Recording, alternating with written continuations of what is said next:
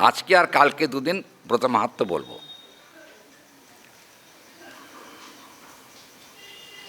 গোবিন্দের তখন বাল্যকাল।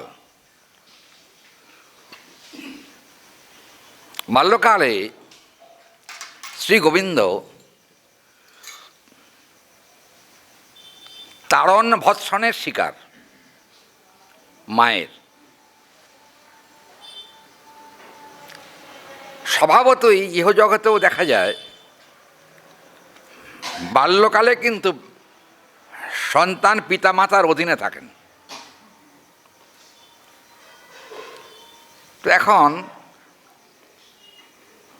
এখানে কিন্তু যার বাল্যকাল তিনি কিন্তু সাধারণ জগতের পুত্র নন।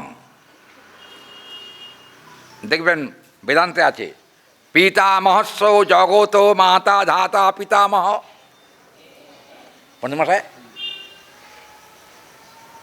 কৃষ্ণই জগতের পিতা, কৃষ্ণই জগতের মাতা, কৃষ্ণই জগতের ধাতা, কৃষ্ণই জগতের পিতামহ। দেখুন এই যে কথাগুলো বলা হলো, কিন্তু যদি তিনিই সর্বেশ্বর হন তাহলে মায়ের হাতে মার খায় কেন? এটা তো একটা প্রশ্ন। ভগবান মায়ের হাতে মারও খেয়েছেন, লাঠি দিয়ে ভয়ও দেখিয়েছেন। কারণটা কি? দেখবেন শ্রীল রূপ গোস্বামীপাদ তিনি কিন্তু এর কারণ সম্পর্কে বলেছেন। তিনি বলছেন যে জগত ধাতামপি ঈশ্বরো স্বয়মেব কৃষ্ণম। জগতের ধাতা এবং বিধাতা একমাত্র কৃষ্ণ। তাহলেও জগতের বিধাতা যিনি, তত্ত্বে তিনি কৃষ্ণ, কিন্তু লীলাতে তিনি শিশু।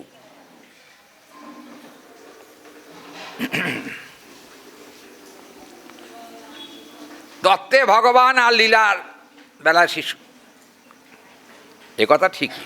আচ্ছা, কিন্তু ভগবান তত্ত্বেই থাকলেন না কেন? তত্ত্বে থাকে তার গ্র্যাভিটি ভালো বেশি থাকতো, ঠিক নাকি?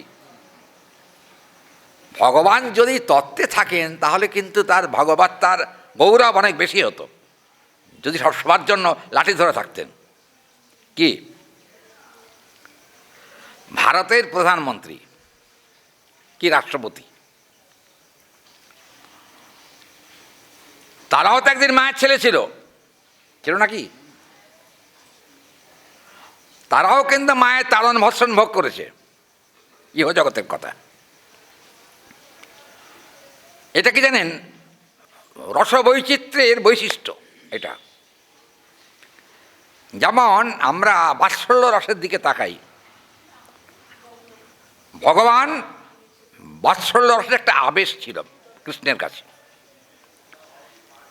দেখবেন রস ছাড়া কখনো আনন্দ হয় না। কি বলেন? রসানন্দ লব্ধেই ভবতি, এখানে বলা আছে।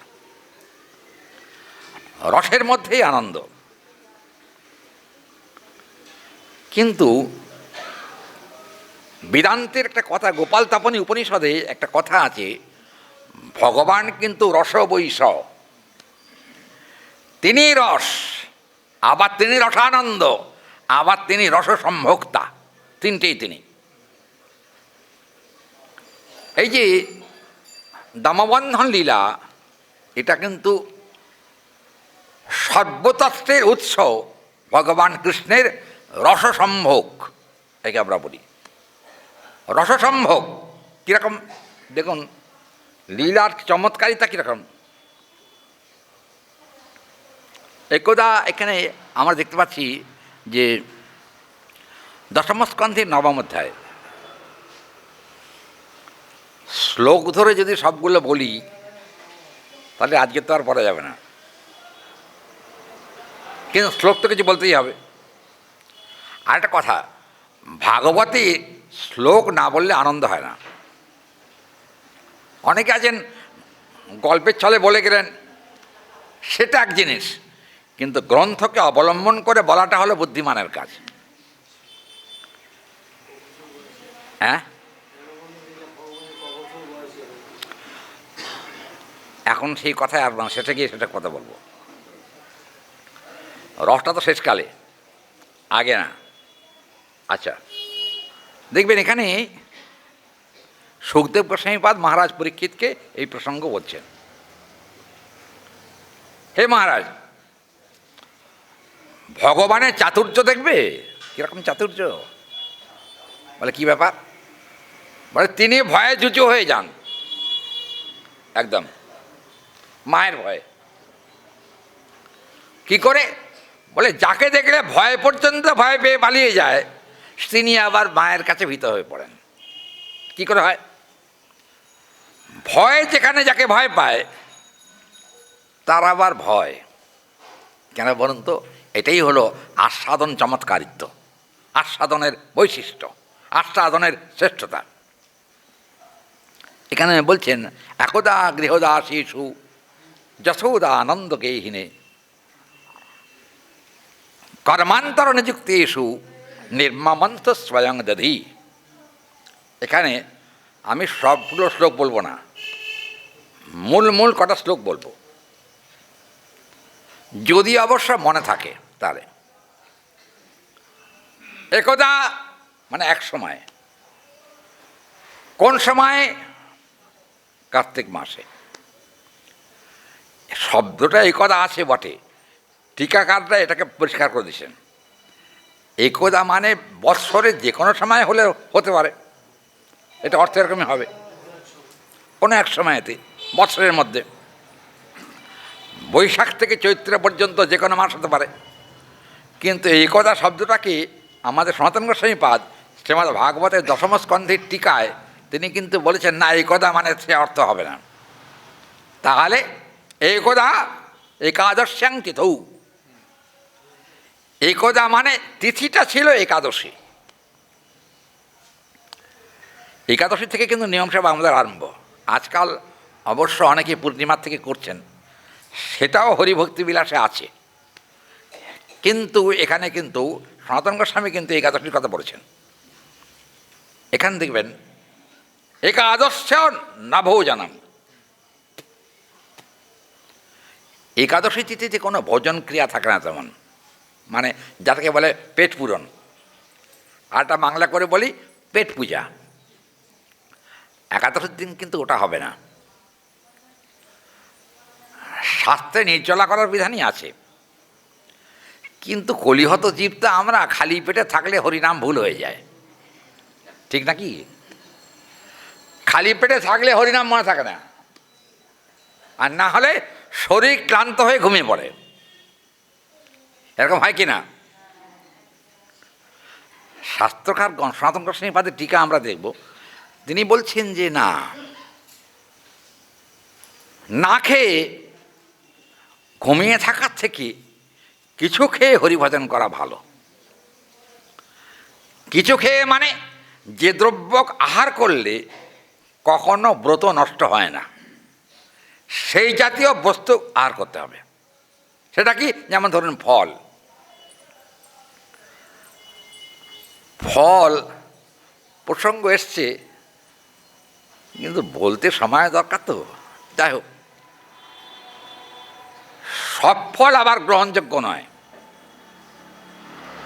বৃন্দাবনে পিলু ফল কিন্তু একাদশী দিন ভোজনের সব থেকে প্রিয় ফল, পিলু ফল।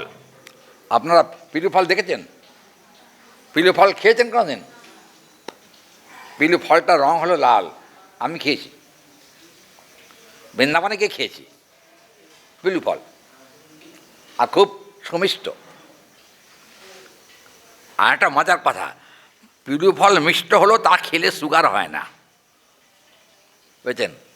আমাদের তো মজা, বুঝছেন?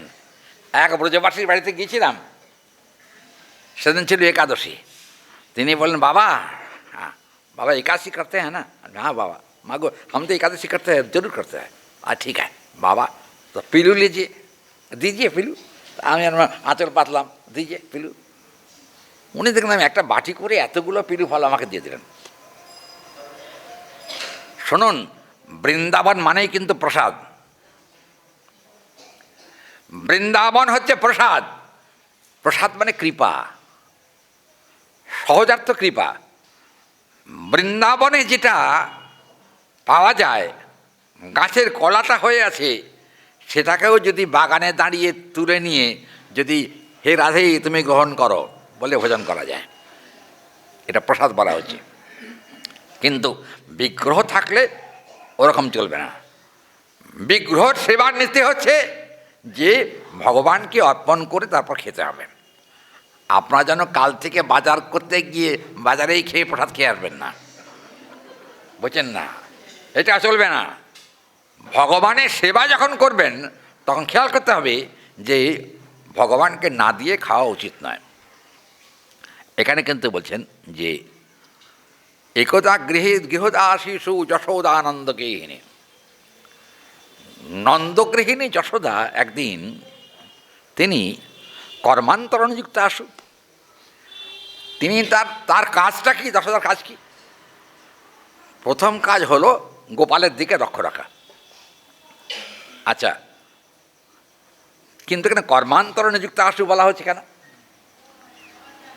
কর্মান্তর মানে একাধিক কর্ম, এটা বহুবচনান্ত পদ। একাধিক কর্ম, একাধিক কর্ম তিনি করতেন। কিন্তু রাজঘরণী হলে কী হবে? তিনি কিন্তু সংসারের কাজও করতেন, মা যশোদা। এখন কী হলো জানেন? কর্মান্তরণযুক্ত আসু সংসারে নানা প্রকার কাজ থাকলেও তার একটাই প্রধান কাজ হলো গোপালকে দেখে রাখা, এটার প্রধান কাজ। কিন্তু সে কী করলেন? তিনি দেখুন, নির্বামন্ত স্বয়ং দধি। বৃন্দাবনে এখনো পর্যন্ত কিন্তু দধি মন্থনের রেওয়াজ আছে এখনো। আমাদের পশ্চিম বাংলায় দধি মন্থনের তেমন রেওয়াজ নাই। আছে মশাই? দেখা যায় না। তবে কি মেদিনীপুরে আমি দেখেছি দধি মন্থন করেন কেউ কেউ, এখনো হয়। হ্যাঁ, নির্মমন্ত স্বয়ং দধি, লোক দিয়ে দধি মন্থন করছেন না, নিজেই দধি মন্থন করছেন। দধি মন্থন করার উদ্দেশ্য কি জানেন? দই থেকে যে মাখনটা উঠবে সেই মাখনটা আমার গোপালই ভোজন করবে, এটা হলো উদ্দেশ্য। তাই আর কি? আচ্ছা, দধি মন্থন কত প্রক্রিয়া থাকে। কি প্রক্রিয়া? একটা হাঁড়ি দরকার, দধি দরকার, লাঠি দরকার, একটা দণ্ড দরকার। কিন্তু মন্থন করতে গেলে মন্থন দণ্ড দরকার, আর একটা দড়ি দরকার। এরম করে ধরে এরম করে ঘোরায়, তাই তো? এটা মন্থন হয়, মাখন ওঠে দধির থেকে। কিন্তু জানি যশোদার কাজ দেখুন, জানি হো গীতা আনি তদ বাল অচরিতা আনিচ। দেখুন এখানে দধি নির্মন্থন কালে স্মরন্তি তন্ন গায়ত। মা যশোদা শুধু দধি মন্থন করছেন না, তাহলে জানি হো গীতা আনি বলছেন, বিভিন্ন রকমের গান গাইছেন। কি গান? কি গান? হ্যাঁ, ভাটো গান বলা হয় তাকে, মানে গ্রাম্য গান। ভাটো গান গাইছেন। হ্যাঁ, লোকগীতির মতো, তবে ভাটো গানের সুর কিন্তু লোকগীতির নয়। আচ্ছা, যাই হোক, জানি হোক গীতা আনি, দধি মন্থন করছেন আর গান গাইছেন। কার গান গাইছেন? তদ বালচরিতা আনিচ, নিজের ছেলের মহিমা নিজেই গাইছেন। কেমন দেখেন না, মায়েরা যখন বাচ্চাদের ঘুম পাড়ায়, আমার সোনা ঘুমায় রে, কি বলে না, কী সব কথা ঠিক নাকি? আমি ভুল বলেছি না? বললে বলবেন। কি বলে তো, ছেলেকে ঘুম পাড়াচ্ছে, এটা আদরের কথা। কিন্তু এটা কথা হলো এখানে যে তৎ বাল চরিতা আনিচ, নিজের ছেলের মহিমা নিজেই গান করছেন। কিন্তু আজকে সে গান গাওয়ার সময় নেই আমার। যদি সুযোগ পরে পাই, মায়ের গান আমার দু চারটে জানা আছে, অবশ্য সেটা হিন্দি, বাংলা নয়। যাই হোক, সেটা শোনাবো পরে। দধি নির্মন্থন কালে স্মরন্তি তন্ন গায়ত। তিনটে কাজ একসঙ্গে হচ্ছে। দেহ দিয়ে মন্থন চলছে, মনে গোপালের চিন্তা করছেন আর মুখ দিয়ে প্রাণ ভরে গোবিন্দের মহিমা কীর্তন করছেন। কায়, মন আর বাক্য তিনটে একসঙ্গে কাজে লেগেছে। আর আচ্ছা, কি পড়েছেন তিনি? বসনে কি আছে, পড়া কি আছে? ক্ষৌমং বাসং পৃথুকটি তটে, এখানে পরিষ্কার করে বলা হচ্ছে বিভ্রতি সূত্র নথ্যা। দেখুন, এখানে বলা হলো যে ক্ষৌমং বাস মানে পাটের কাপড়। এখানে কিন্তু পাটের কাপড়ের উল্লেখ নাই। মূল শ্লোকে বলা হচ্ছে তাই পাটের কাপড়ের সঙ্গে পৃথুকটি তটে মানে কোমরে কী করেছেন এখানে? বিভ্রতি সূত্র নাথ্যাম, তার মানে সুতো লাগানো আছে সেই কাপড়ের সঙ্গে। কি বুঝবেন এখানে? হ্যাঁ, ঘাগরা। যশোদা দেখবেন বৃন্দাবনের ব্রজমাই যারা, তারা কিন্তু কাপড় কম পরেন, তারা ঘাগরাই বেশি পরেন। ঘাগরা একটা ওড়না, এইটাও তাদের সম্পত্তি। মা যশোদা সেরকমই করছেন। কি করছেন এখানে? না, বিভ্রতি সূত্র নাথ্যাম, সুতো বাঁধা আছে যে কাপড়ে, তা আবার পাটের কাপড়। পাটের কাপড় মানুষ কখন পরে? পুজোর সময়, তাই তো? দুর্গা পুজোয় নয়, গৃহকার্যে যখন আমরা পূজা আদি করি তখন পাটের কাপড় পরে ঠাকুরের সেবা করি, শুদ্ধ কাপড়। আচ্ছা, কিন্তু কথা হলো এই ক্ষৌমং বাস পরার দরকার কি ছিল তার? ওটা পাটের কাপড় হলো শুদ্ধ কাপড়। পৃথুকটি তটে বললেন বেঁধেছেন তো ওই কি কয় ঘাগরাটাকে, ঘাগরাটা বেঁধেছেন, ঘাগরাটা বেঁধে নেই পুত্র স্নেহ কৃত কুচযুগম। তার মানে এখানে কিন্তু গোপাল দুষ্টুমি করছিলেন। গোপালকে বললেন তুই এক কাজ কর, দধি মন্থনও করি আর তোকেও কোলে নিয়ে রাখি, নাহলে তুই শয়তানি করবি, তোকে ওরম ছেড়ে দেওয়া যাবে না। কী করলেন এখানে? দেখুন, এখানে বলা হলো যে পুত্র স্নেহ কুচযুগং জাতকম পঞ্চ শুভ্র। এখানে বলছেন যে জাতকম পঞ্চ শুভ্র, ওই যে দধিমন্থন হচ্ছে না, ওর কিন্তু একটা কম্পন হয়। কিন্তু এখানে বলতে গিয়ে গ্রন্থকর্তা বললেন রজ্জাকর্ষ সমভুজ চলত কঙ্কনৌ। হরিবল। এই যে যখন মন্থন দণ্ডটা এরকম করে টানছেন তখন কিন্তু সমভুজ চলত কঙ্কনৌ, হাতে যে কঙ্কন ছিল সেই কঙ্কনগুলো কিন্তু ঝনাত ঝনাত করে বাজতে আরম্ভ করল। এই যেন মুখে আছে গান আর হাতে আছে বাজনা। কি হলো? গানের সঙ্গে বাজনা যেমন সমান তালে চলে, সেই রকম যশোদার মুখের গান আর হাতের বাজনা ওটা দুটো সমান তালে চলতে লাগলো, তালে তালে বাজনা বাজছিল। আর কি হলো না, এখানে বললেন যে জাতকম পঞ্চশুশ্রু।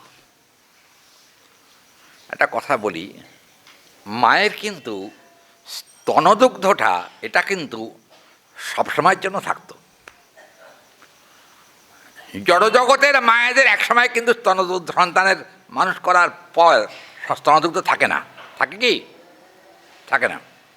কিন্তু যশোদার 12 মাস ছিল।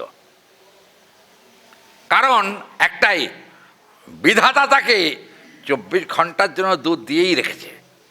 কারণ হলো গোপালের খাবার সুবিধার জন্য।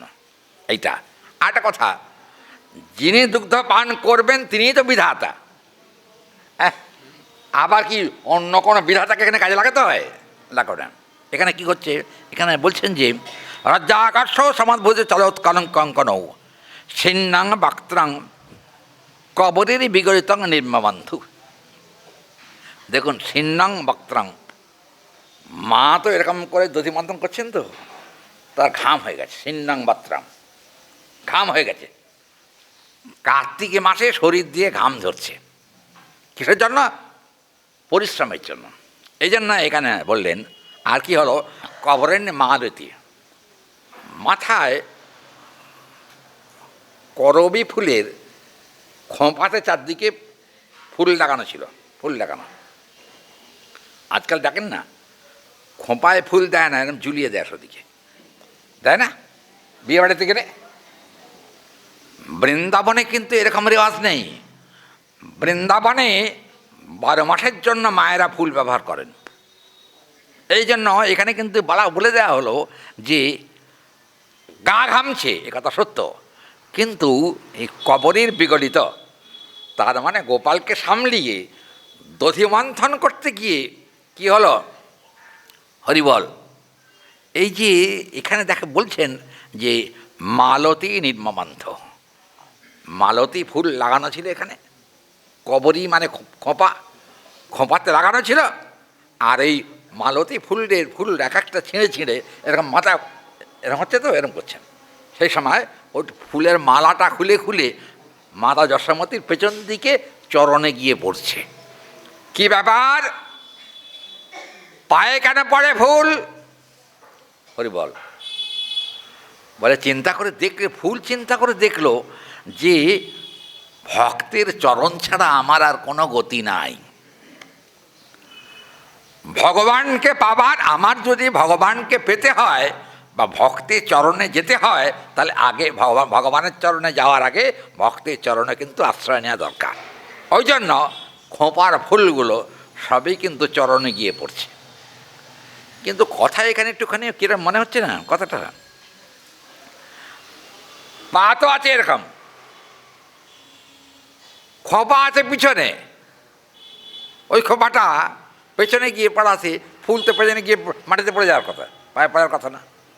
কিন্তু না, টিকাকার অভিমত প্রকাশ করেছেন ফুলগুলো মাথায় গোল করে লাগানো ছিল, এখান থেকে যে ফুলগুলো পড়ছিল, এদিক দিয়ে যে ফুলগুলো পড়ছিল সেগুলো পড়ে এসে চরণেই পড়ছে। কিন্তু পিছনে যে ফুলগুলো পড়ছিল সেগুলো সবাই কিন্তু চরণে আশ্রয় পায় নাই। তাহলে কেউ পেল আর কেউ পেল না কেন? তার কারণ একটাই। কি আশ্চর্য! ফোনটাকে বন্ধ করুন না। কি করতে শুনতে এসছেন? আজকাল স্টাইল হয়ে গেছে ফোন, বুঝেছেন? ফোন চালাতে পারে না, কিন্তু ফোন নিয়ে বগলে নিয়ে ঘুরছে, বুঝছেন? সেদিনে এক মা এসছেন, বুঝেছেন, এইখানে ফোনটাকে গুঁজে রেখেছেন, এখানটা গুঁজে রেখেছেন। আমি বললাম ওই দেখুন আবার বাজছে, একে আপনি কি আলাদা করে গান তুলে নিচ্ছে এখন গায়ক শুনবেন বলে? ভাইব্রেট বোঝে কি যার কাছে ফোনটা আছে? কি বলবো এইসব কথার পাঠের মধ্যে, এগুলো হলো রসভঙ্গ হয়ে যাচ্ছে। আচ্ছা দেখুন কি অবস্থা বলছেন এখানে, সিন্নাং বক্ত্রং সমাবুজে চলত কঙ্কনোরিন মমন্থ। এখানে বললেন যে ওই যে ফুলগুলো চরণে কেউ পড়েছে কেউ পড়ে নাই। কারা পড়ল? যাদের পূর্বজন্মার্জিত ভক্তি উন্মুখী সুকৃতি আছে তারা। যাদের সুকৃতির অভাব আছে অথচ গাছে ফুটেছিল, শখ করে তুলে নিয়ে সে খোঁপায় লাগিয়েছে, সে ফুলগুলোর ভাগ্যে কিন্তু যশোদার চরণ প্রাপ্তির হলো না, যশোদার চরণ পেল না। কি করলেন শেষকালে? দেখুন এখানে বলা হয়েছে যে তং স্তন্যকাম আশ্চাদ্যম মতনন্তিং জননীং হরি গৃহীত্বা তদিমন্থনং নশীদৎ প্রতিবাহনম। গোপাল কি করলেন জানেন? নশীদৎ, মা এখন দধি মন্থন করা চলবে না, নিষেধ করলেন, যা হবে না, দধি মন্থন বন্ধ করো, আগে আমাকে দাও, আমাকে আগে দুগ্ধ দান করো, তারপর তুমি যা করো করো। দেখুন গোপালকে তখন কোলের থেকে নামিয়ে দিলেন যশোদা, যাও তোমার আর দুধ খেতে হবে না। হ্যাঁ, সবসময় দুধ খেয়ে খেয়ে একটা লোভ বেড়ে গেছে, দুধ খাওয়া চলবে না, তুমি থাকো ওখানে। আচ্ছা গোপাল কিন্তু মায়ের কোলে যখন ছিলেন তখন নিদ্রার ভান করেছিলেন, কিন্তু যখন মা গোপালকে মাটিতে নামিয়ে দিলেন, বৃন্দাবনের ধুলিতে নামিয়ে দিলেন, তখন কি হলো? গোপালের মনে কিন্তু ক্ষোভ উৎপন্ন হলো। কেন ক্ষোভ? মা আমাকে কোলের থেকে মাটিতে নামিয়ে দিয়ে অপমান করেছে, আমি কি মাটিতে থাকার লোক? হরি বল। ভগবান মাটিতে থাকে? আমি মাটিতে থাকার লোক নই, আমি সিংহাসনে থাকার লোক। আর তুমি আমাকে সিংহাসন না দিয়ে মাটিতে থাকতে দিচ্ছ, আমি বরদাস্ত করবো না। কি করলেন জানেন গোপাল? গোপাল মনে মনে ক্ষোভ তৈরি হয়ে রেগে গিয়ে তখন কি করলেন দেখুন, এখানে গৃহীৎপা দধিমন্থনং ন্যাসীদৎ প্রতিবাহনম। দেখলেন যে দধিমন্থন দণ্ডটাকে ধরে যদি বন্ধ করে দেওয়া যায় তাহলে মায়ের জ্ঞান হবে, তাহলে বুঝবে যে আমাকে মাটিতে নামিয়ে দেওয়ার ফল কী, বুঝতে পারবে। কিন্তু কথাটা হলো কি, মনে মনে গোপালের রাগ হলো, সঞ্জাত কোপ, মনে মনে কোপ মানে ক্রোধ সঞ্জাত হলো। সঞ্জাত কোপ স্ফুরিত অরুণাধরম, আর আগের চটি লাল লাল ঠোঁট দুটো কাঁপতে আরম্ভ করল। আর কি হলো না, সদৃশ্যম দধিমন্থন ভাজনম। এখানে বলছেন যে দধি মন্থন যাতে না করতে পারেন সেজন্য কিন্তু রাগের চোটে কি করবেন কি না করবেন। এদিকে মাতা যশোমতী হয়েছে কি একটা সংদৃশ্যা মৃষা ঘূর্ণাতি তন্মনা রহ জঘাস হয়মন্তম এ গতম। এখানে কিন্তু মা তার কড়ার দিকে তাকিয়ে দেখছিলেন যে কড়ায় দুধ চাপিয়ে এসছেন, দুধটা উতলে পড়েছে। দুধ উতলে পড়া দেখে উনি তাড়াতাড়ি করে গোপালকে মাটিতে নামিয়ে রেখে চলে গেছেন দুধ দেখতে। সেই সময় রাগে চোটে ঠোঁট কামাতে কামাতে কী করলেন জানেন, শেষ পর্যন্ত একেবারে ওখান থেকে উঠে চলে এলেন, যেখানে মন্থন হচ্ছিল সেখান থেকে উঠে চলে এলেন। কোথায় গেলেন? খুঁজে খুঁজে দেখলেন কোন ঘরে নবনীত রাখা আছে। দেখলেন যে বাবা কি ব্যাপার, মা এরকম সারি সারি নবনীত সাজিয়ে রেখেছে, এটা আমার জন্যই। আমার জন্যই যদি সব হয় তাহলে আজকে আমার জন্য আমাকে নামিয়ে রেখে চলে গেল কেন? এ তো বরদাস্ত করা যাবে না, আজকে শাস্তি দেবো আমাকে। কী করলেন? ওই উদুখল আছে না, আপনারা আমাদের এই অঞ্চলে উদুখলের তেমন কোনো প্রচলন নাই, কিন্তু বৃন্দাবনে এখনও উদুখল আছে। উদুখল আপনারা দেখেছেন কেউ?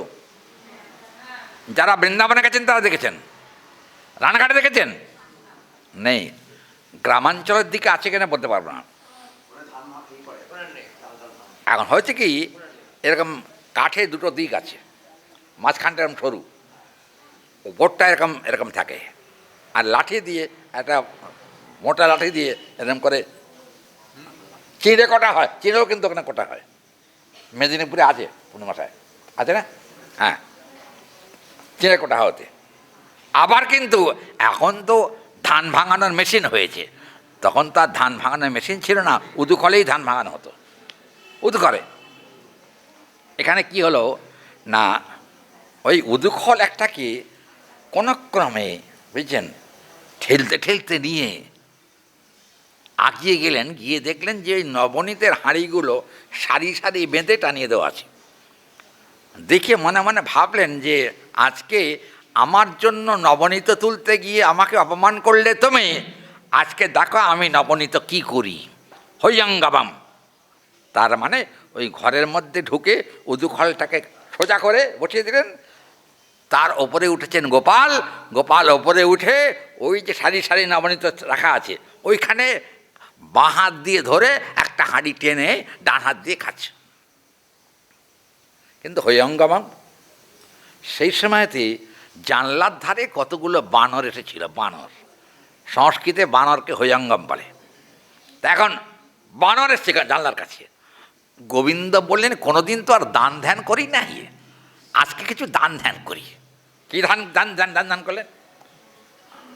নবনীত নিজে খাচ্ছেন আর বানর গলকে বলছেন খা খা, আজকে সব খেয়ে চলে যা, তোর এখানে থাকতে। তো শোন একটা কথা বলি, বলে কি, আমাকে যদি আবার কোনো সময় আমাকে অপমান করে তাহলে কিন্তু তখন তোরা আবার আসবি, পেট ভরে আমি ননি মাখন খাইয়ে তোদের ছেড়ে দেবো, যা। আচ্ছা, বানর এখানে কিন্তু গৌরাবতারের সূত্র বর্ণনা হয়েছে।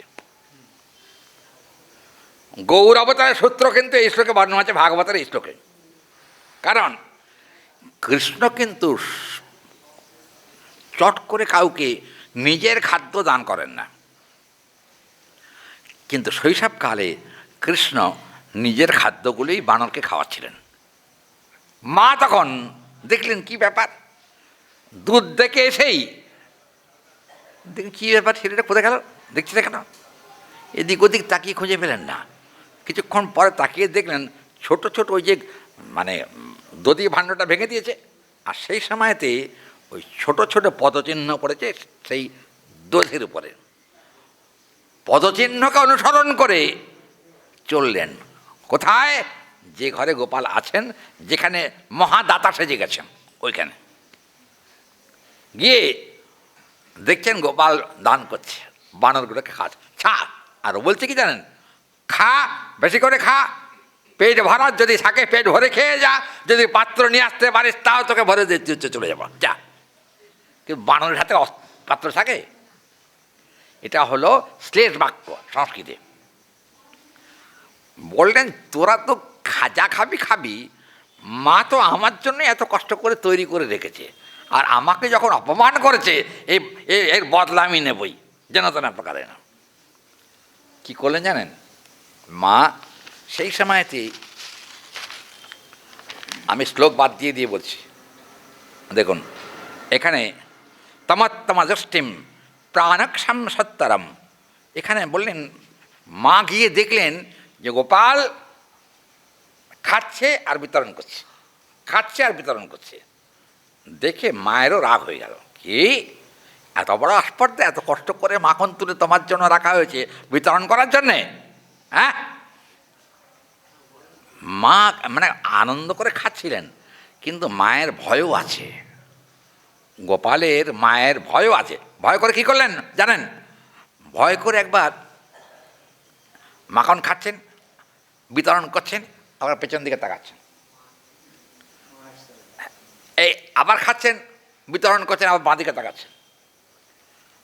কারণটা কি জানেন, দেখবেন এখানে আমি টিকার ধরে বলতে গেলে সময় লাগবে বলে টিকায় যাচ্ছি না, কিন্তু টিকার বঙ্গানুবাদটা বলে দিই একটা।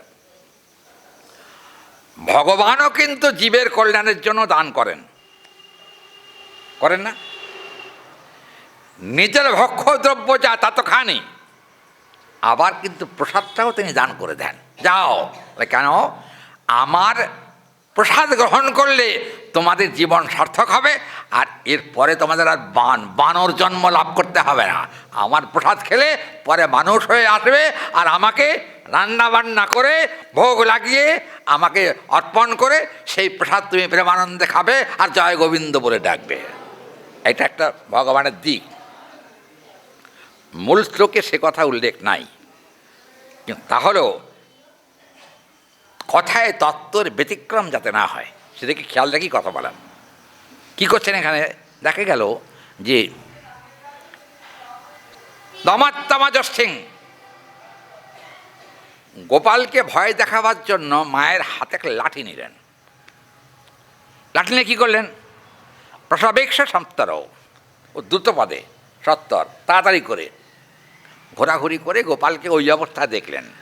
দেখার পরে কি হলো জানেন, স্তমায়াতম এবং অরুণ সার ভীতবৎ, ভগবান ছিলেন ভীতবৎ, এই বুঝি মা এলো, এই বুঝে মা এলো, এরকম একটা অবস্থা। কী করলেন শেষ পর্যন্ত, না গোপাস্যাদলো না বাণ্য মামাপ জগিনাম ক্ষমাং প্রবেষ্টঞ্চ তপসিতব্যাং জানা। এখানে কিন্তু বললেন যে ভগবান ভয় পাচ্ছেন ভক্তকে দেখে, লীলার বৈচিত্র্য দেখুন, ভগবানকে দেখে ভয় পায় না এমন কোনো লোক বিশ্বে নাই। অন্যের কথা ছাড়ুন, যে যমকে দেখে বা যমের নাম শুনলে সবাই ভয় পায়, পায় না? কি মরার পরে কোথায় যাবে, যমালয়ে। কিন্তু জানেন না, যমও কিন্তু ভগবানকে ভয় পায়। আর একটা কথা বলি, ওই যে আচ্ছা ওই যে ভাইফোঁটা হয় না, ভাইফোঁটার মন্ত্র কি, হরি বল, কি যে বলছেন তা আমি কানে বুঝতে পারছি না, আমি জানি না তো, মন্ত্রটা বলুন না।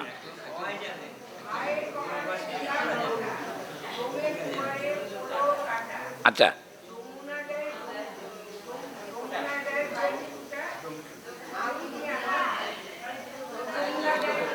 এই 4 লাইন তো মন্ত্র, এটা বাংলা মন্ত্র, তার মানে এটাকে গ্রাম্য মন্ত্র বলা হয়। বাংলা মন্ত্র কখনো সংস্কৃত হয় না। আচ্ছা শুনুন, এই যে এখানে ব্যাপারটা বলা হয়েছে, আমি সেদিন সত্যি কথা বলি, আমি একজনকে মা বলি, বুঝছেন, তার এক কন্যা আমাকে ফোঁটা দিতে এসছে। আমি, তুই ফোঁটা দিয়ে কী করবি? বলে, তোমার দীর্ঘায়ু কামনা করব, তোমার যাতে কখনো মরণ না হয়। আমি তো বাবা মরবই, আজ হোক আর কালই হোক। মরণ কখনো নিবারণ করা যায় না, যায় কি? মরণ থেকে কেউ বাঁচবেন কখনো? কিন্তু দেখুন কি প্রবাদ ভাই ফোঁটার। সেদিন কাগজে দেখলাম গণভাই ফোঁটা হচ্ছে, গণভাই ফোঁটা, বুঝছেন? নিজের ছেলে নয়, কিন্তু নিজের ভাই নয়, কতগুলো লোককে জোগাড় করে লম্বা করে লাইন করে সব মায়েরা ফোঁটা দিচ্ছেন। আমি জানি না অবশ্য কেন এই আঙুলে ফোঁটা দেন, ফোঁটা এই আঙুলে কেন? হ্যাঁ বাবা, আমি বাবা জানি না এই আঙুলে কেন, আপনার এই আঙুলে ফোঁটা দেন তো, তা আবার বাঁ হাতে দিতে হবে, ডান হাতে দিলে হবে না, তাই তো? হ্যাঁ, সেটা একটা কারণ আছে, বাঁ হাতে দেওয়ার কারণ আছে, কারণ মায়েদের বাম হস্তই কিন্তু সিদ্ধ, সেই হিসাবে দেওয়া যায়। কিন্তু মজার ব্যাপার হলো, এক আঙুলে কেন? এটা কনিষ্ঠ আঙুল, এ কেন? দেখবেন আমাদের হিন্দু মতে যত কাজ হয় সব কিন্তু মধ্যমা দিয়ে হয়, তাই তো?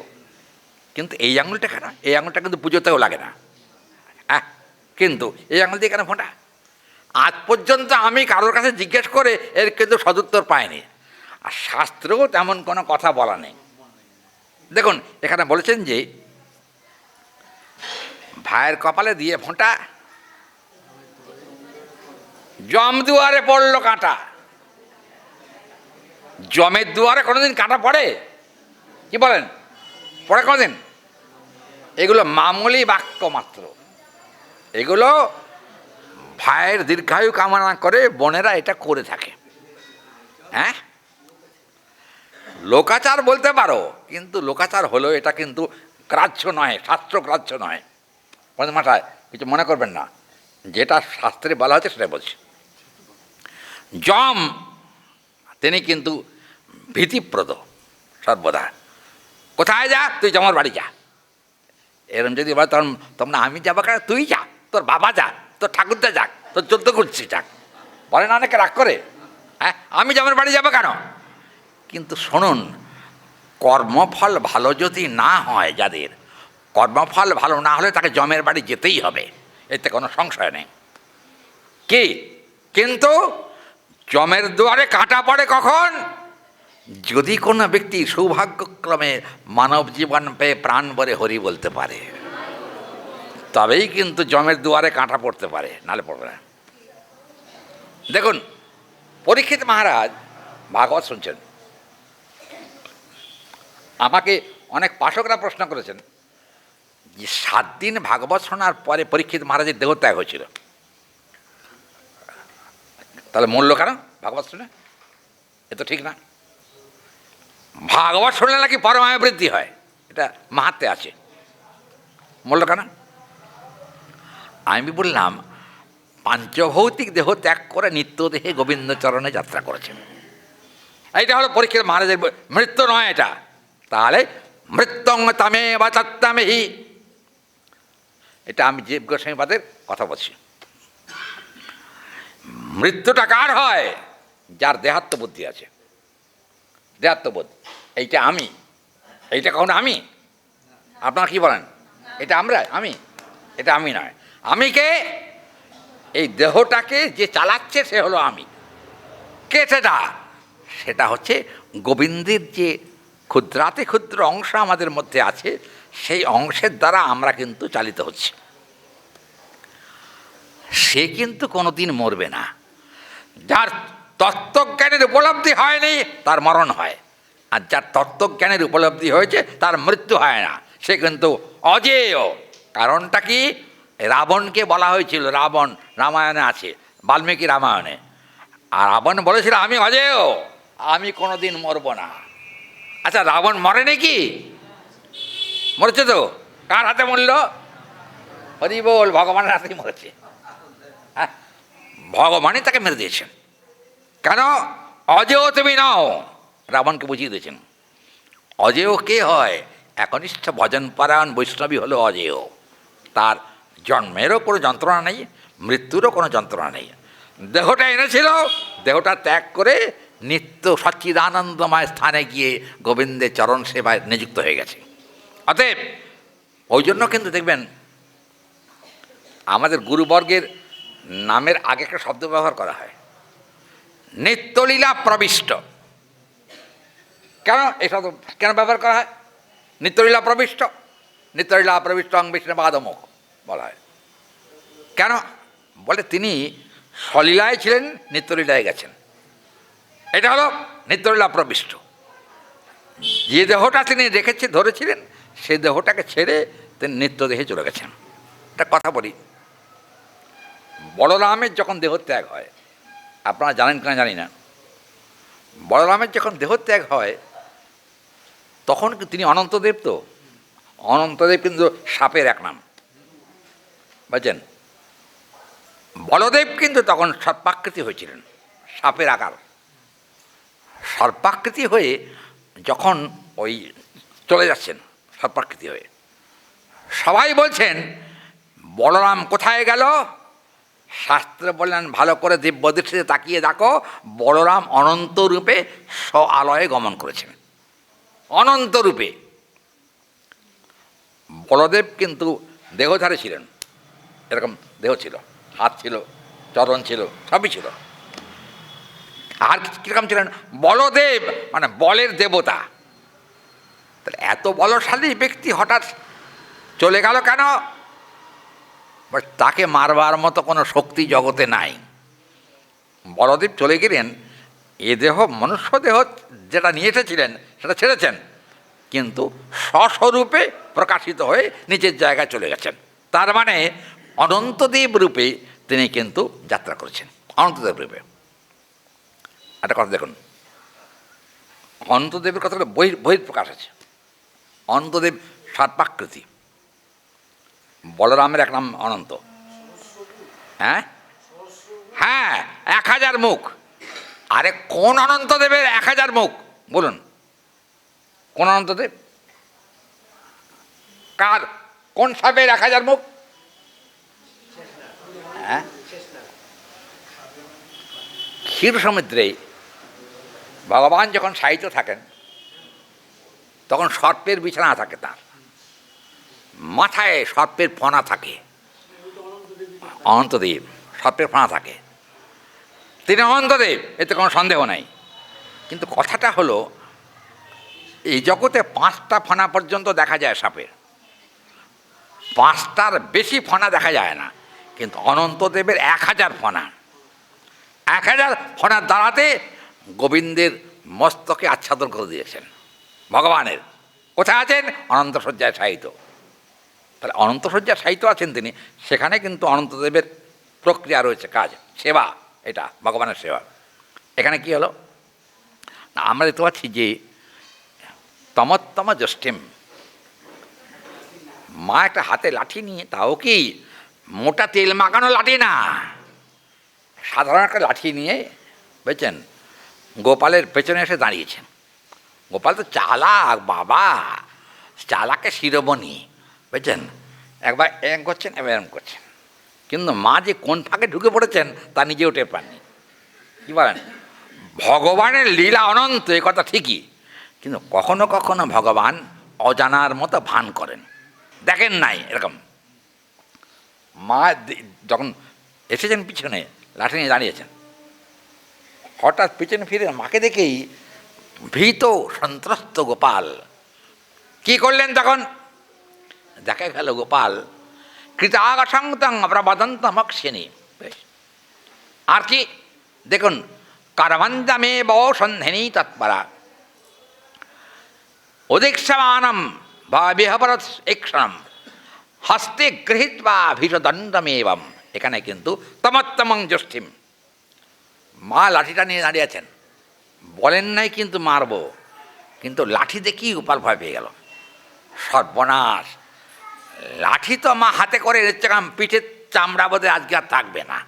হ্যাঁ, কি করি? দেখুন, ভয়ও যাকে ভয় পায়, ভক্তকে সেই ভগবানও ভয় পায়। কি কথা ঠিক না? ভক্তকে সে ভগবানও ভয় পায়। কি করলেন তখন? মনে মনে ভাবলেন যে এখানে আর দাঁড়িয়ে থাকা নিরাপদ নয়, আর বানরকে ভোজন করানো আর বেশি সুবিধে হবে না। কি করলেন? হরি বল, মধুখল থেকে একটা লাফ দিয়ে কোথায় গেলেন? উত্তর, আর এটা কোন দিক? দক্ষিণ। উত্তরের দরজা দিয়ে ঢুকেছেন। এখানে একটা, এদিকে দেখ দরজা একটা, ওদিকের দরজা একটা, সোজাসুজি খাঁচিরের মাঝখানে দাঁড়িয়ে ওখান দিয়ে দরজা ঢুকেছেন। আর দক্ষিণের দরজা দেখে বুঝলেন, ভয়ের চোটে এক ছুট দিয়েছেন। হরি বল, ভয়ের চোটে যখন ছুট দিয়েছেন, কৃতাগসংতং পরবদন্তমক্ষিণে যখন যাচ্ছেন, আর অধিক সমানাং ভয় বিহলাক্ষণ। গোবিন্দের যাত্রাটা কীরকম? যিনি ভবভয় হারি, যার নামে ভয়ে ভয় পেয়ে পালিয়ে যায়, তিনি স্বয়ং আজকে মাকে দেখে ভয়ে পেয়ে ছুটছেন। এই যে ছোটাটা, এটা কিন্তু মায়ের ছোটা নয়। কি এটা? সাধকের সাধন। আমরা ভগবানকে পাবার জন্য কিন্তু বিবিধ প্রকার ভক্তি অঙ্গ যাজন করি। সাধকের সাধন কি? এটাকে সোজা কথা বলা যায় সাধনজনিত শ্রম। সাধনজনিত পরিশ্রম করছেন মাতা যশোমতী। কি হবে?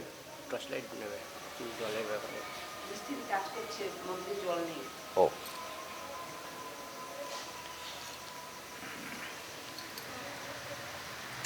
তমোত্তম যষ্টিম, লাঠি উঁচিয়েছেন।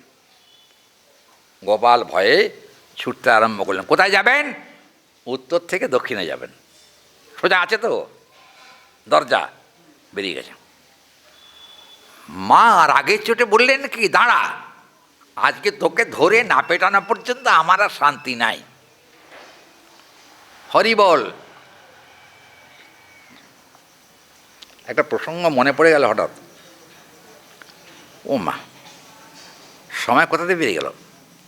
আচ্ছা দেখুন, ছোট্ট একটা প্রসঙ্গ বলে দেবো মাঝখানে।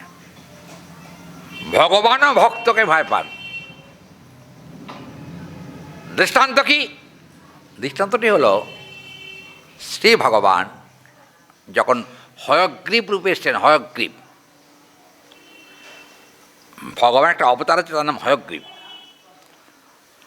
হয়গ্রীব অবতারে দেখবেন ভগবানের কিন্তু শুকরের মতো মুখ এরকম আছে হয়গ্রীব অবতারে। হ্যাঁ, ওই অবতারে তার যে মা, তিনি বলছেন যে শোন বাবা, লোকের বাড়িতে ভিক্ষে করতে যাস না, কারণ ভিক্ষেটা হলো নিতান্ত যারা দরিদ্র তাদের জন্য, কিন্তু যাদের খাবার অন্ন সংস্থান আছে তার জন্য ভিক্ষা করার জন্য কথা নয়, যাস না। কিন্তু হয়গ্রীব বলেছিলেন যে মা, আমি ভিক্ষা করতে যাব না। কেন? কেন বলে, দেখ সত্যি কথা বলি, তোর তো আর অন্ন বস্ত্রের অভাব নাই। কি চিন্তা তোর? সে তো তোর বাবার ব্যবস্থা করছে, কি দরকার তোর যাবার? বলে না, আমার ভিক্ষে করতে খুব ভালো লাগে, ভিক্ষে করবো। ভিক্ষের অন্ন খাবে কে? মানে ভিক্ষের অন্ন আমি খাবো? শাস্ত্র বলছেন এখানে, এটা কিন্তু বিষ্ণু পুরাণের কথা, শাস্ত্র এখানে বলছেন যে হয়গ্রীব ভগবানের অবতার, কিন্তু ভগবান কিন্তু ভক্তের দ্রব্য গ্রহণ করেই তার জীবনযাত্রা। কথাটা ঠিক কি না বলুন? ভক্তের দ্রব্য গ্রহণ করেই তার জীবনযাত্রা চলে না? যত মন্দির আছে সব মন্দিরেই কিন্তু ভগবানকে খাইয়ে দিতে হয়। ভগবান নিজে নিজে খায়, কি বলেন? তাহলে মন্ত্র দিয়ে এত ভোগ নিবেদন করার কী দরকার? তোমাকে দিলাম, তুমি খাওকে যাও, না খাও না খাও চলে যাও, একথা বলা যায়, কিন্তু ভগবানকে তা কখনো বলা যায় না। কি বলতে হয়? প্রভু কৃপয়া স্বাগতং কুরু, বলতে হয় না?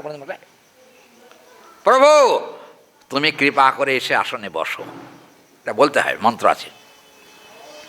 কিন্তু একটা কথা হলো, হয়গ্রীবকে মা বলছেন যে দেখ, অন্ন বস্ত্রে যাদের অভাব থাকে তারা ভিক্ষে করে খায়, তুই ভিক্ষে করতে যাসনি, তোর বাবার কিন্তু অভাব বলে কিছু নাই, তুই অত চিন্তা করিস না। মা বললেন যাদের অভাব আছে তাদের বাড়িতে আমি বেশি করে যাই। কথা বোঝা গেল? যাদের অভাব আছে তাদের বাড়িতে আমি বেশি করে যাই। আর কী করে যাস? দেখবে মা, দেখো আমি কার বাড়ি যাচ্ছি। গিয়ে দেখলেন এক ব্রাহ্মণ বাড়িতে তিনি গেছেন। ব্রাহ্মণ বাড়িতে গিয়ে দেখছেন ব্রাহ্মণই গৃহে নাই, গিয়ে বসে পড়েছেন ওই যে কী বলে বারান্দায়। মাটির ঘর ছিল ব্রাহ্মণের। বাংলায় কী বলে, সাধারণ চলতি ভাষা কী বলে, দাওয়া। দাওয়া, দাওয়া বোঝেন তো? দাওয়াতে বসতে পারে, বসেছেন, বসে বসে গুনগুন করে গান গাইছেন। কিছুক্ষণ পর ব্রাহ্মণই এসছেন। কি বাবা তোমার কি চাই? বলে আজকে আমার খাওয়া হয় না, তাই এসছি তোমার কাছে কিছু চাইতে, দেবে আমাকে? ব্রাহ্মণই বলল, ব্রাহ্মণ গেছে ভিক্ষা করতে, ঘরে একটা চালও নাই, কি করব, উপায় কি? আমি তো বুঝতে পারছি না তোমার কী দেবো, ঘরে কিছু নাই। শাস্ত্র এখানে, বিষ্ণু পুরাণ এখানে বলছেন যে ভগবানের এই কথাটা বলা উচিত হয়েছে। হ্যাঁ, যার বাড়িতে গেছে তার অন্ন নাই, কিন্তু তিনি কি বলে গেছেন তিনি লক্ষ্মীপতি? বলে গেছেন কি ভগবান লক্ষ্মীপতি? তো লক্ষ্মীর স্বামী, তার কিন্তু অন্ন বস্ত্র বাসস্থানের কোনো অভাব নাই, অথচ তিনি বিক্রি করতে গেছেন। আচ্ছা, বললেন আমাদের বাড়িতে কিছু নাই, কেন বলেন মিথ্যা কথা? ভগবান মিথ্যা কথা বলেন কেন? এটা তো ঠিক না। বলে মিথ্যা বলেন, সত্যিই বলেছেন। কেন? আমি ভিক্ষা করি, যদি করি আমার নিজের খাবার জন্য করি না, আমি ভিক্ষা করে ভক্তকে খাওয়াই, এইটা আমার লক্ষ্য। যে ভক্ত খেতে পায় না, আমি ভিক্ষা করে তার বাড়িতে চাল আর তরি তরকারি যা পায়ে দিয়ে আসি, সে দুমুঠো খেয়ে জীবন ধারণ করে। এইটা হলো আমি ভগবান, আমার চরিত্র। ভগবান ভিক্ষা করছেন, চিন্তা করুন। লক্ষ্মীপতি পয়সা চাইছেন, কথা বোঝা গেল? লক্ষ্মীপতি যিনি, তিনি পয়সা চাইছেন, দাও কিছু। এটা কী করে হয়? বলে না, ব্যতিক্রম আচরণ যেখানে দেখা যায়, বড় লোকেও কিন্তু ভিক্ষে করেই খায়, রাগ করবেন না আমার পরে। কি বলেন, ভিক্ষে করে খায় না? বলে উপার্জন করি, উপার্জন করে খাই, বলে তো নাকি? কিছু উপার্জন করে, হয় নিজে খাটে না লোক খাটায়, এই তো উপার্জনের পথ। আর কোনো পথ আছে? তার থেকে যে অন্নটা আসে তার দ্বারা কিন্তু মানুষের জীবনযাত্রা চলে। আমরা আসলে আমাদের বলতে কিছু জগতে নাই, আমার বলিতে কিছু নাই হরি, আমার বলিতে কিছু নাই হরি, বলো আমি কি করিতে পারি দান, বলো আমি কি করিতে পারি দান। কি বলেন? আমি কি করিতে পারি দান? আমার বলতে কিছু নেই, যা কিছু আছে তোমারটাই তোমাকে দেওয়া, এইটা হলো দান। দেখুন বিষ্ণু পুরাণ বলছেন যে ভগবান হয়গ্রীব তিনি কিন্তু একবার ওই অবস্থাতে ভিক্ষা করতে গেছেন বটে, কিন্তু মা যখন জানতে পেরেছেন যে আমার ছেলে ভিক্ষে করে খাবার জন্য চাল আনতে গেছে, এইটা জানতে পেরে অত্যন্ত ক্রুদ্ধ হয়েছেন। মা ক্রুদ্ধ হয়ে লাঠি একটা নিয়ে, এর সঙ্গে মিল আছে, লাঠি একটা নিয়ে হয়গ্রীবকে ধাওয়া করেছেন।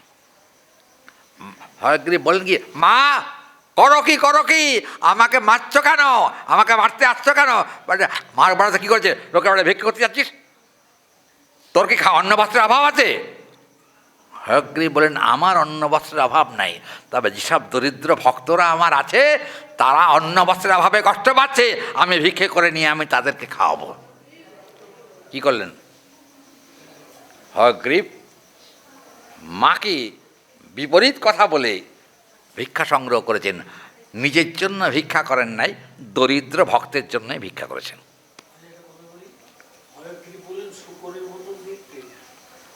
শূকরের মতো নয়, মুখের ওপরটা এরকম এরকম উল্টে যাওয়া, এরকম উল্টে যাওয়া। না, একটা কথা আছে না, এই পাঠের প্রসঙ্গ ছেদ হয়ে যাচ্ছে। আচ্ছা, হয় মানে ঘোড়া, এ কথা ঠিকই, জানবেন ঘোড়ার মুখটা শূকরের মুখটা প্রায় কাছাকাছি, কথা কি ঠিক না?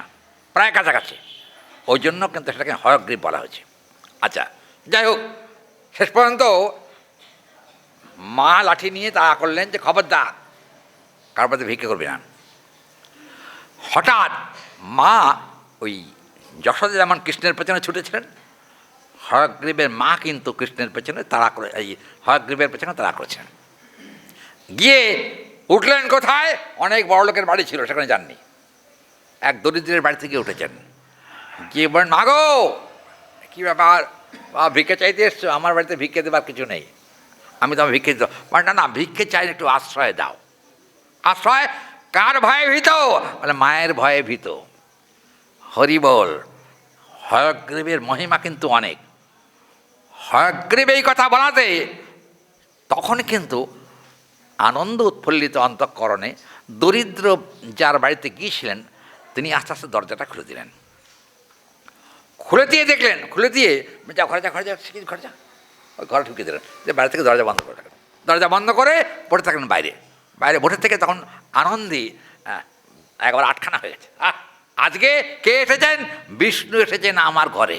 বিষ্ণু দেখলেন কি, বিষ্ণুর কাঁধে একটা ঝুলি আছে। ঝুলি কিসের ঝুলি বলেন তো?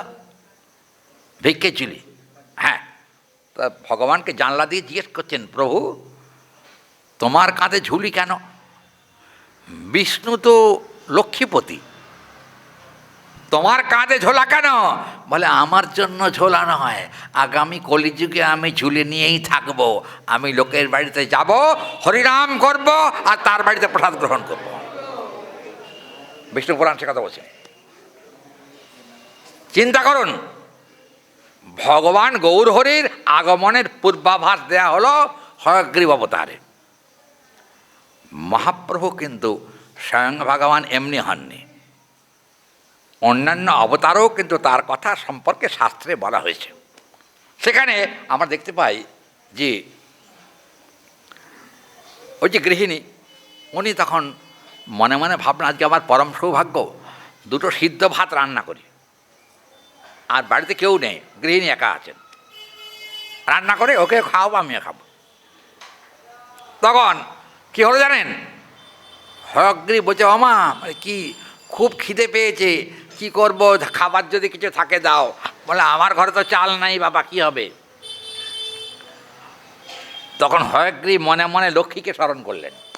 লক্ষ্মীকে স্মরণ করার পর লক্ষ্মী দেবী একটা শীতে নিয়ে এসছেন। সীতা, সীতা বুঝেন? হ্যাঁ, সীতা, চাল ডাল তরি তরকারি তেল সব শীতে একটা সাজিয়ে নিয়ে এসছেন। কী হলো? বলে এই সীতাটা রাখুন, আপনারা দরিদ্র, দরিদ্রের সেবা করা মানুষের কর্তব্য, সেই হিসাবে আমি সীতাটা নিয়ে এসেছি। কাকে বললেন? হ্যাঁ, গৃহিণীকে বলেন। আনলেন কে? লক্ষ্মী দেবী নিয়ে এলেন দ্রব্য। লক্ষ্মী দেবীর মনে মনে হলো যে আমার প্রভু নিরন্ন অবস্থায় রয়েছেন, তাঁর সেবা করা আমার ধর্ম, অতএব আমি এটা দিয়ে আসলে প্রভুর সেবায় লাগবে। দিয়েছেন। দিয়ে তখন জানলা দিয়ে হয়গ্রীব দেখছেন যে একটা এত বড় ধামায় করে এক ধামা শীতে, বললেন, ওই জানলা দিয়ে মাকে বলছে, ওমা, গৃহর সামনে নেই যিনি, তাকে ওমা বলে কি, দুটো কিছু ফুটিয়ে টুটিয়ে আমাকে দাও, আমার পেট তো চঁচো করছে, থাকতে পারছি না, আর তাড়াতাড়ি খেতে দাও। আচ্ছা ঠিক আছে। ও বাবা, অন্ন রান্না করছেন ওই গৃহিণী, বুঝলেন? তখন আরও দুজন এসছেন, আমরা আপনার ঘরে ভোজন করতে চাই। কে এসছেন? হরি বল। আপনার ঘরে আজকে ভোজন করতে চাই কে? আমরা কারা? আমরা ব্রাহ্মণ এসেছি আজকে ক্ষুধার্ত হয়ে দুটো অন্নের জন্য। শুনেছি নাকি আপনি খুব অতিথিপরায়ণ, তাই একটুখানি আমাদের কিছু ভোজনের ব্যবস্থা করে দেন। তখন যে চাল ছিল না, ওতে ও চাল তো রান্না মানে চাপিয়েছিলেন দুজনের দুমুঠো চাল। কিন্তু আরও দুজনকে দেখে তখন তাড়াতাড়ি আর এক কৌটো চাল নিয়ে ওনারা দিয়েছেন। দিয়ে ব্যাস, চাল ফুটে গেছে, আলু সিদ্ধ হয়ে গেছে, তরকারির জন্য ভগবান আর তৎসল্য না, যা হয়েছে রান্না তাই দাও। খিদে পাচ্ছে বানাত, বলুন তোমার ঘরে কেউ আছে নাকি? বলে হ্যাঁ আছে। কে? বলে এক ব্রাহ্মণ তনয় আছে, সে ক্ষুধার্ত, তাই তার জন্য রান্না করছিলাম, আপনারা এসে গেছে, ভালো হয়েছে, আপনারা একসঙ্গে ভোজন করবেন। হরি বল। কে ওই দুজন? হরি বল, হরি বল, হরি বল। ব্রহ্মার শিব। ব্রহ্মার শিব এসেছেন। শিব এসে বললেন, প্রভু তুমি চুপচাপ থাকো, আমরাও চুপচাপ থাকি, শেষকালে আমরা তিনজনে ওকে করুণা করে যাব। বেশ, কী হলো জানেন? তিনজনের রান্না হয়ে গেছে, তাতে মানে উনি কিন্তু ব্রাহ্মণ তুলসী না দিয়ে খান না, বললেন তুলসী দিয়ে দাও। 3টে কলা পাতা কেটে তিনজনকে বসে দিয়েছেন, তুলসী দিয়েছেন, অন্ন দিয়েছেন, তরকারি তো হয় নাই, সিদ্ধ দিয়েছেন, যা দিয়েছেন দিয়েছেন, যা করেছেন, আচ্ছা খুব ভালো। কিন্তু একটা ব্যাপার, ওই তিনজনে ভোজন করেছেন একেবারে আকণ্ঠ ভোজন করেছেন, কিন্তু ওই যে যিনি রান্না করেছেন গৃহিণী, তিনি কিন্তু জানেন তিনজনের যে রান্না করেছে, কিন্তু আমার জন্য আর আমার স্বামীর জন্য রান্না করা হয় নাই। কিন্তু অদ্ভুত ব্যাপার, তিনজনে খেয়েছেন, রান্নাঘরে দেখছেন তখনও হাঁড়ি ভর্তি। কি ব্যাপার, হাঁড়ি ফুরোয় না কেন? ব্যাপারটা কি? তখন বললেন কি আর ব্যাপার হবে, যা হয়েছে হয়েছে, যাক। তা যারা এসছেন আগন্তুক, তাদেরকে বললেন তোমরা চলে যাবে বাবা? বলে হ্যাঁ চলে যাব। হ্যাঁ ঠিক আছে। হয়গ্রীব বললেন আমিও ওদের সঙ্গে চলে যাব। হ্যাঁ তুমিও চলে যাবে? বলে হ্যাঁ। তোমার মা তো মারবে তোমাকে গেলে। মা তো চলে গেছে, মা মারবে না, আর আমরা তিনজন একসঙ্গে যাব। কে তিনজনে? ব্রহ্মা, বিষ্ণু, মহেশ্বর, তিনজনে যাবার সময় বললেন, মা একটা কথা তোমাকে বলি, আমার সেবা যারা নিজে হাতে করেন তাদের কোনোদিন অন্ন বস্ত্রের অভাব হয় না। আমরা তিনজনে তোমাকে আশীর্বাদ করে যাচ্ছি মাথায় হাত দিয়ে, লক্ষ্মী তোমার ঘরে বাঁধা থাকবে, আর তার সঙ্গে অন্ন বস্ত্র বাসস্থানের কোনো অভাব তোমার থাকবে না, উত্তম উত্তম ভোগ লাগবে, কোনো চিন্তার কারণ নেই। কী হলো, উনি হঠাৎ দেখলেন তিনজন ব্রাহ্মণ। প্রথমে দেখলেন ব্রাহ্মণ, তারপর দেখলেন এই কী বলে, দেখলেন একজন দাড়ি আছেন, দাড়ি, পাকা দাড়ি। আচ্ছা, আরেকজনকে তাকিয়ে দেখলেন যে মাথায় জটা আছে, আবার জটার ওপরে একটা সাপ বসে ফটফট করছে, এই দেখলেন। তৃতীয় কী দেখলেন? 3 নম্বর যিনি আগে ঘরে এসেছেন তাকে দেখলেন 4 হাত, শঙ্খচক্র গদা পদ্মধারী। কি হলো তাতে? দেখুন, ব্রহ্মা, বিষ্ণু, মহেশ্বর তিনজনই এসছেন, তার অন্নের অভাব হবে? আর আপনার কি বলেন, ভাতের অভাব হয় না? লক্ষ্মী যার বাড়িতে বাঁধা রয়ে গেল, তার আর অন্নের অভাব কি?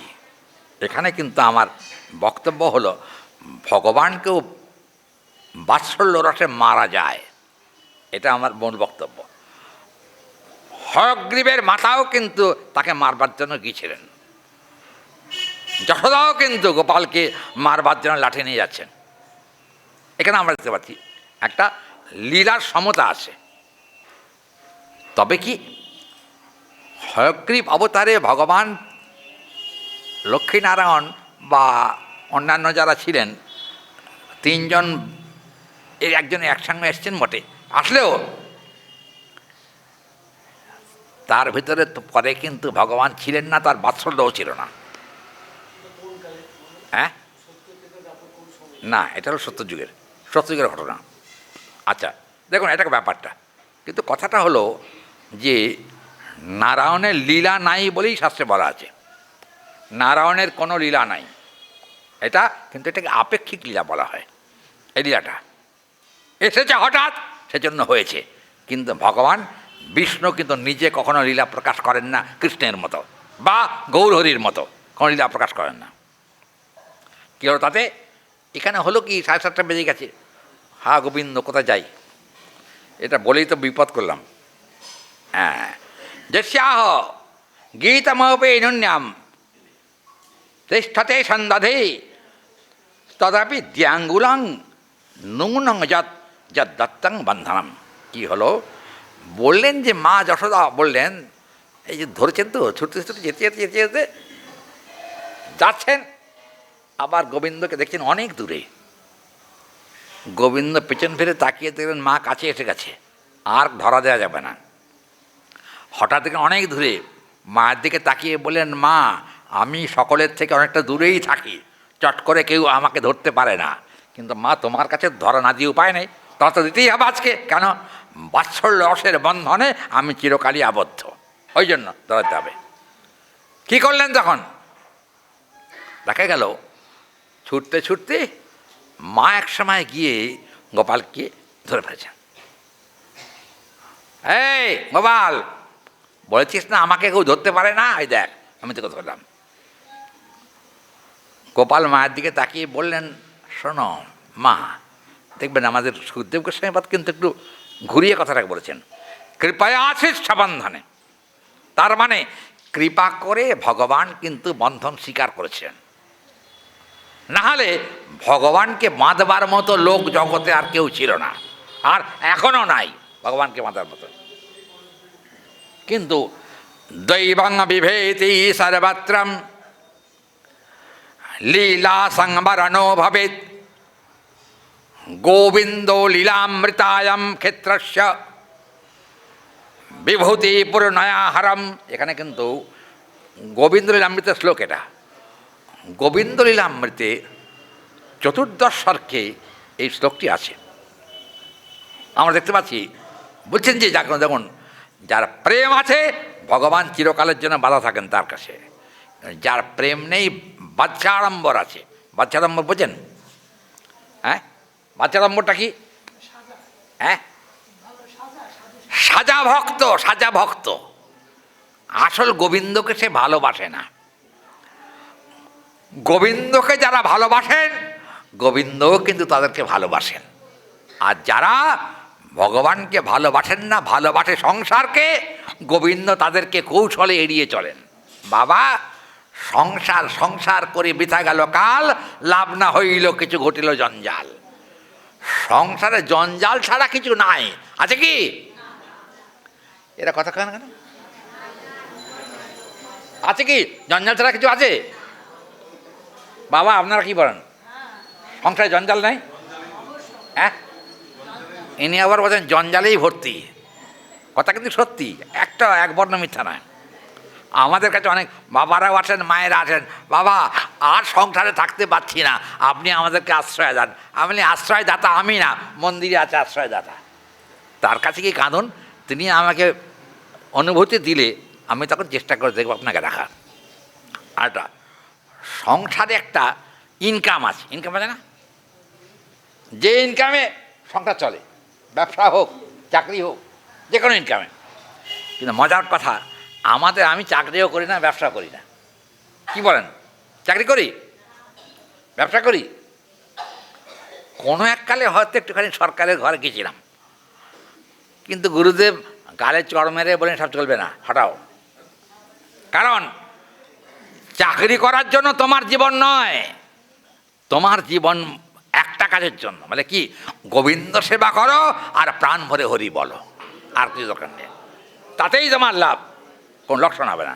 আর একটা কথা বলছেন, তোমার কি বলবো, গুরুদেবের আশীর্বাদ বলবো। গুরুদেব আমাকে একসময় মাথায় হাত দিয়ে আশীর্বাদ করেছেন যে শাস্ত্র সর্বদা স্ফূর্তিপ্রাপ্ত হোক, বলেছেন। সত্যি কথাটা এখন মর্মে মর্মে উপলব্ধি করি, গুরুদেবের কৃপার হাতটা ছিল বলে আজকে আপনাদের সামনে হরি কথা বলতে পারছি। একটা দিক। আর অন্য কষ্ট তোমার কোনোদিন হবে না, এ কথা গুরুদেব বলছেন। আমি বললাম যে আমার তো কিছু নাই, মানে টাকা নাই, পয়সা নাই, কিছু নাই। আমি যখন গুরুগৃহে থেকে আসি একাকী, তখন কিন্তু আমার কাছে 50 পয়সা ছিল, 50 পয়সা। হরি বল, 50 পয়সা কি বলে, 50 পয়সাকে আগে কী বলতো, আদুলি, একটা আদুলি ছিল। আমার কাছে কিন্তু একটা ছাতা, একটা ব্যাগ আর 8 আনা পয়সা আর পায়ে একটা জুতো আর গায়ে একটা জামা এইমাত্র ছিল, আমি চলে এসেছি। কিন্তু আপনাদের কৃপায় তো এখন গৌরের দয়াতে সবই তো ভগবান দিয়েছেন। কেন দিলেন? আমি কিন্তু তার চরণ ছেড়ে এক মুহূর্তের জন্য অন্যত্র যাই নাই, তার চরণেই আত্মনিবেদন করে এখনো পড়ে আছি। আর এই কথাও সত্য, গোবিন্দ চরণে যারা আত্মনিবেদন করে তাদের কখনো বাহ্যিক কোনো অভাব হয় না, কোনো অভাব হয় না তাদের। যদি কেউ বলে আমি খেতে পাই না, ওটা মিথ্যা কথা বলছে। ভগবানের চরণে আশ্রয় নিয়ে খেতে পাই না, এ কথা কখনো তার মুখে শোভা পায় না। ভগবান যেন তারা প্রকারে না তার আহার জুগিয়েই দেবেন, যে কোনো প্রকার হোক। হয়তো কেউ বড় বিল্ডিংয়ে থাকে, কেউ হয়তো কুঁড়ে ঘরেও থাকে, কিন্তু আহার বাসস্থান ভগবান দিয়ে দেন। দেখুন এখানে গোপাল ছুটতে ছুটতে এসছেন, যেতে যেতে মায়ের হাতে ধরা পড়ে গেছেন। ধরা পড়ে যাওয়ার পর মা কী করলেন? আগে বলেছেন তমত্তমাং যষ্টি, লাঠি একটা হাতে ছিল। মাকে দেখে গোপাল ঠকঠক করে কাঁপছে। মা কি হাতে লাঠিটা ফেলো, আর তুমি এরকম বড় বড় চোখ করে আমার দিকে তাকিও না, তুমি কৃপা করে আমার দিকে স্নেহের দৃষ্টি সম্পাদ করো। মা বললেন বদমাইশ, তুই এখনো পর্যন্ত চুরি করে খাওয়ার লালসা গেল না? মনে মনে ভাবলেন মাগো আমি চুরি করে খাই নাই, আমারটাই আমি খেয়েছি। কি বলেন? আমরা কি আমাদেরটা খাই? হ্যাঁ, আমরা যেটা খাই সবই কিন্তু গোবিন্দের দেওয়া বস্তুই খাই, আহার করি। তার কৃপাটাকে কিন্তু আহার রূপে গ্রহণ করি আমরা। মাকে বললেন মা শোনো মা, এই যে মনে মনে বললেন, মাকে তো ওই কথা বলা যায় না, মনে মনে বললেন মা আমি কিন্তু আমারটাই খেয়েছি।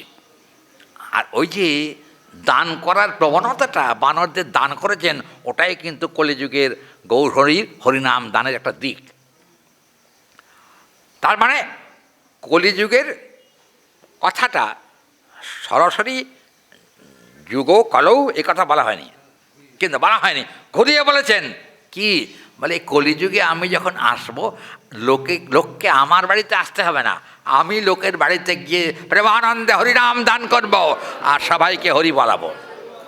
তাহলে একটা কথা দেখলে বোঝা যায় যে এখানে ভগবান কিন্তু তখন মানে মা তখন তাকে রেগে গিয়ে কী করলেন, গরু মাথা একটা দড়ি ছিল, গরু মাথা দড়ি, বাবা দড়ি, গরু মাথা দড়ি কি সরু মোটা দড়ি?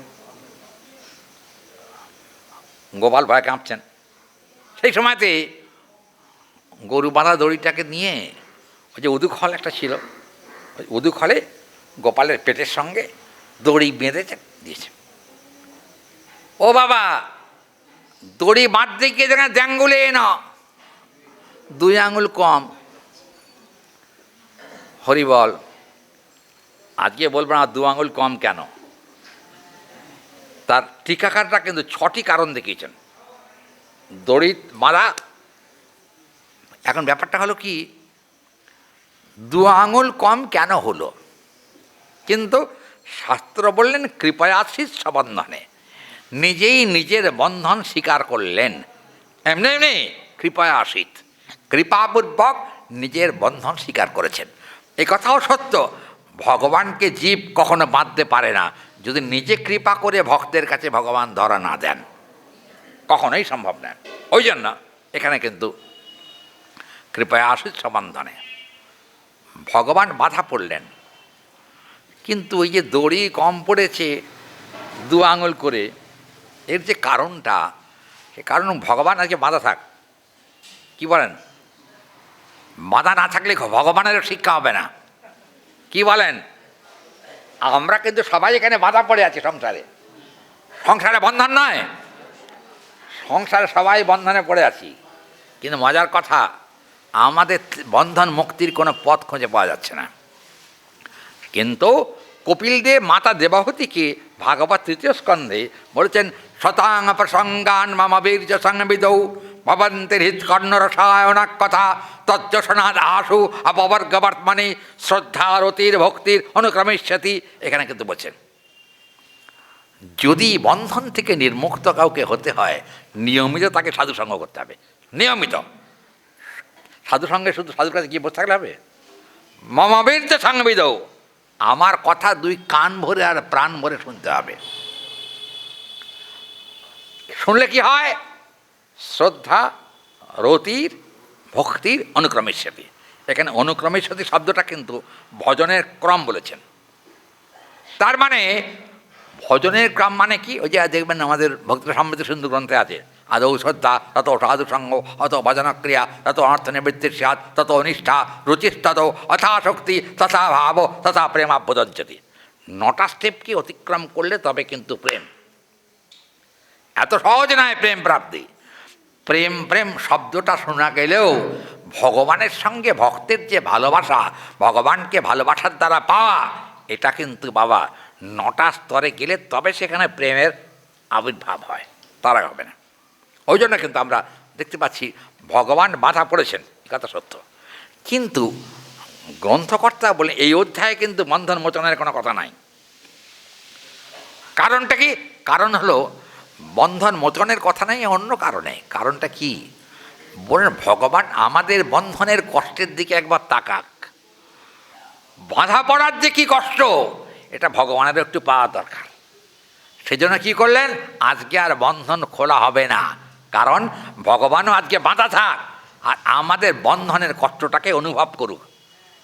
আগামীকাল গোবিন্দের বন্ধনটা আমরা মোচন করব। কি হরি বল? আজকে আর আমি আগাচ্ছি না, কারণ এই যে সময় হয়ে গেছে তো। হ্যাঁ হ্যাঁ, প্রায় 7:40 হয়ে গেছে। যাই হোক, আজকে সময় নিচ্ছে না। আমাকে সবাই বলছে আপনি অতক্ষণ পাঠ করতেন কেন? আরে বাবা, পাঠ কি আমি করি? গৌরহরির কৃপাতে হয়, এমনিতে হয় না। যাই হোক, তো আগামীকাল বন্ধন মোচন হবে। আর একটা কথা বলি, 1 মাস ধরে যারা ব্রত করেছেন তারা আগামীকাল একাদশী তিথি, ব্রত ভঙ্গ হচ্ছে শুক্রবার। আমরা এই 1 মাস ধরে যা যা দ্রব্য খাই নাই, সেগুলি কালকে ভগবানের সেবার জন্য আনা যাবে। সিধা হিসাবেই হোক, যেমন ধরুন শিম, বেগুন, পটল, বরবটি ইত্যাদি, এগুলো আমরা গ্রহণ করি না 1 মাস। কি এত কথা বলছে? তোমার গলা কোনোদিন কমবে না, খালি উল্টোপাল্টা পাটের মতো কথা। আচ্ছা, একটা কথা হলো কি, দরজা বন্ধ করে কি হবে?